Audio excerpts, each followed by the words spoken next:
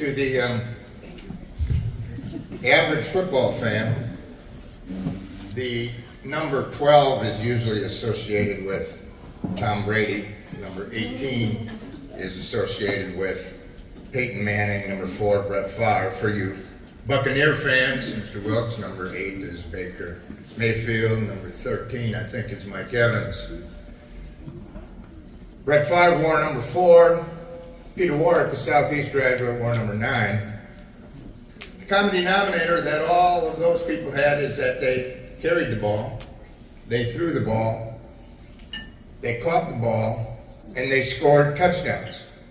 At the conclusion of football seasons, when awards are handed out for most valuable player, when they are handed out for Heisman Trophy winners, those are the kind of guys that are usually the people that receive those awards. In 1993, that all changed. Because it was during that season that a guy wearing number 33 and tackling ball carriers was nominated to be Mr. Football in the state of Florida. As the Southeast Seminoles were preparing to play games in 91, 92, and 93, I used to get phone calls from coaches asking me, who's number 33? Who is that guy? How big is number 33? How fast is number 33? Didn't number 33 graduate the year before? Then they said number 33 loved playing football. During the 1993 season, the Southeast Seminoles decided to change to a 4-3 defense. And in the middle of that defense, playing the middle linebacker, was Rick Robich. Rick Robich and the Southeast Seminole defense was responsible, under the direction of Coach DeLaser, for 5 shutouts in the 15 games. And Coach Robich ended up with his defense, gave up only 6 points a game. The job of the middle linebacker was to make tackles, and Coach Rich Robich made tackles. He made 108 of them that year, and he helped propel Southeast to a state championship. His efforts prompted him to go to the stage the day after the state championship to find out if he would be Mr. Football. Unfortunately, that award went to one of those guys that carried the ball, right, Mr. Horn? But that guy that carried the ball was also tackled by that guy during the regular season, and that paved the way for us to end up with a record of 15-0. The first football team in the state of Florida to win 15 football games. Number 33 helped Southeast to that championship. Several years before I retired, I was playing golf with a group of guys. And when you get into the sport of golf and you buy golf balls, you buy a box of them, and the golf balls are labeled with 3 in a box of 1. The second sleeve is 2s on all the balls. The third sleeve is a 3. The fourth one's a 4. I all of a sudden came across a ball that had the number 33 on it, made by Precept. I played it that day. I hit it harder, just like he hit it harder. The ball went further, like he went further. It was an honor to play the Rich Robich ball made by Precept. Rich also participated in baseball for Southeast High School. He then went on and played college football for University of Georgia and Mississippi. Tonight, he brings one of his teammates, his longtime high school friend, his baseball teammate, Scott Schoppacher, as his presenter. Let's have a warm Southeast welcome for Mr. Rich Robich, number 33. I was genuinely surprised when I got the phone call that I was selected to the Southeast High School Sports Hall of Fame. It was hard for me at the time to think that I would be nominated and be on a list of players that Southeast High School has had. Tonight, can't imagine, I really didn't imagine that it would turn out like this. I'm starting to get that feeling back. 30 years ago, and that's a long time, I had that feeling, but I have it tonight. So I want to thank everyone that's in the audience, and I want to thank everyone that made this night possible. Thank you.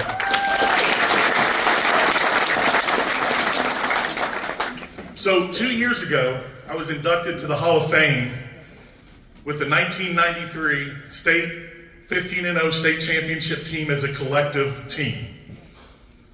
I want to acknowledge the players that played on that team that helped me become a Hall of Famer as an individual. Players like Charlie Higdon, who is here tonight. I want to congratulate you on your Hall of Fame. Leaders like John Reeves, Peter Warwick, Kevin Covington, who I grew up with and actually learned how to play football with when we were younger.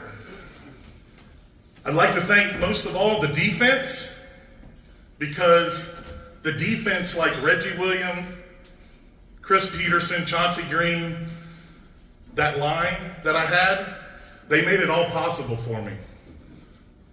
There were gaps that I was able to go through and do what I did as a linebacker that even in college I never even saw. So those guys made it possible. Linebackers like Keaton Cromartie, Brett Timmons, Tonio Shepard made it possible. Acknowledge some teammates that I had when I was an underclassman, teammates like Mike McGreed, who was an intelligent mentor of mine, a player that you guys probably already know, Rich Frost. You guys remember him? Rich Frost, I'll tell you this, he showed me how to play with swag back when I was an underclassman. He played with a lot of spirit, a lot of fun, and I just want to tell him, if anyone's videoing this and it gets back to him, I want to say Rich squared for life. Our coaches like Coach DeLazer, for such a hard-nosed passion for his players, for the game of football. I'd like to thank Coach Meckley for being such an example and representing our school and our football team with such class, patience, and integrity. My wife Delise and I, we have two sons, Rex and Zach. Rex is currently a Division I football player for Western Kentucky, who is actually playing a home game right now as we speak. So I just want to let you guys know I'm so glad to be here, and I'll catch it on the rebound. I have Zach, who's in high school. He has special needs. But let me tell you something. There's many in the community that love Zach. Everybody loves Zach. I really believe that the early influences that I had with my coaches, Coach Meckley, Coach DeLazer, all of my coaches that I had, was definitely an influence to help me not only coach up Rex, but also my son Zach. I'll give you an example. You know, Rex coming up, doing his high school thing, there was always, with his experience, there was always, he thought I was the dumbest person on earth, at the age, you had parents that thought the coaches were, not doing the right thing. But I can always go back to my coaches, and I can always straighten that out with him. And I really believe that really helped, his journey through high school and to get to where he is right now. So thank you, coaches. My grandfather, my uncles, if you go to YouTube or you go to any of our games, you'll hear the cowbells.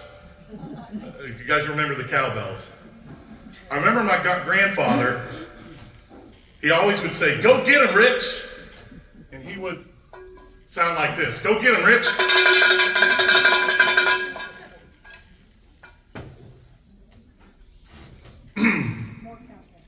So let me tell you a little story about the cowbells. So I always knew my uncles and my grandfather would ring the cowbells at Southeast. But when I ended up at Georgia, I could remember, and we're talking 90,000 people, I could remember the cowbell. Like, I mean, we all know Mississippi State is the cowbell capital, in the SEC. But I always, I remember that one cowbell that was up, up in the upper decks. Here's a funny story about that. So he brought the cowbells, and all of a sudden the cowbell stopped. There was no more cowbell. And I was like, well, do they not love me anymore? Or what's going on here, What had happened was they had rung that cowbell so much during the high school years, and now I'm here in college, that the nut that was inside the cowbell fell off from the top deck. Probably hit somebody upside the head, probably got someone really upset. But that was the dedication they had, to going to all my games. My Uncle Brian, I remember getting ready for a game and coming out, and I'd always get that headbutt that he would do. Didn't matter if I had my helmet on or if I didn't have it. Matter of fact, I'd put my helmet on when I'd see him coming. But and then also halftime, if he didn't think I was playing, like I should be, or if I needed that extra motivation, I'd get another headbutt. So I want to thank my family for that and the support that they gave me. I want to acknowledge again Scott Schoppacher, who tonight, and you guys know at Southeast how good of a baseball player he was. Thank you for being here, Scott, supporting me. I also would like to thank the entire Schoppacher family for being so supportive and for making all of our sports so much fun. Best for last. My mom. I'm going to get through this. Who in the community you probably know as Miss Joanne. My mom is faithful, she's strong, she's smart, she's honest, can be practical, very generous, and reliable. Let me tell you how reliable she is. I can remember back then, you guys remember a sporting goods store down the road called Robich Sports. So I think it was Scott's mom and my mom, Shirley and my mom, did a little thrift shopping over there and got me a deal like, I think it was buy one, get one free on the cleats. But the problem with that is the cleats were white. And I said, Mom, I was an only child. I thought I could get anything I wanted, She got what she could afford. So I said, Mom, I really want black cleats. So here's what they came up with. Every game before the game, we'd get a knock at the door at the locker room. It'd be my mom. She'd be holding these shiny gloss black shoes. The Nike was blacked out, the whole deal. The shiny black shoes would be ready, and every game I had. Now think about this in September when you're talking about Florida. It's muddy, it's raining, but she would paint those shoes every week. So if you think about it, we had news, we had Paragon Cable, we had a lot of publicity that year because of our success. If you think about it, every tackle that I made, if you're in the stands, you're looking down, you can even see it on videos on YouTube. Those glossy black shoes helped me. Because every time you saw that, if it was in the middle of the pile, you knew that it was either an assist tackle or, it was me. So I appreciate that, Mom. She taught me humility. She had an unbelievable strength to juggle life as a single parent. Let me tell you that she had some hard-nosed parenting. I'll tell you a story, after the games, like high school. Hey, what party are you going to? What are you doing after the game? My mom would go and get me a Subway. She'd get me a Gatorade. She'd make sure I was hydrated. And I sat there with her after the game until the next morning. If it would have been me, I probably would have been out there doing things, out to the parties and doing all, but but she kept me out of trouble. She kept me to where she knew if we just stayed with what we were doing, that I'd be successful. And I believe those things added up to my success. I'm just going to say that if there was a Hall of Fame for moms, there'd be a lot of moms in that Hall of Fame. There really would be. I'm sure my mom would be a part of that club. She probably would be the GOAT. Greatest of all time.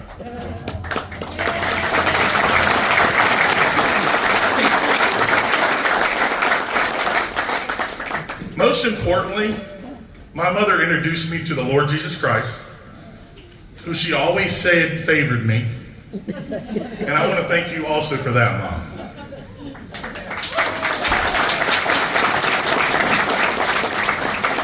Again, I would like to say this has been a great honor to be nominated to this Hall of Fame. And I'm so glad you guys invited me. It was so much fun. And let's keep it going. Go Seminoles.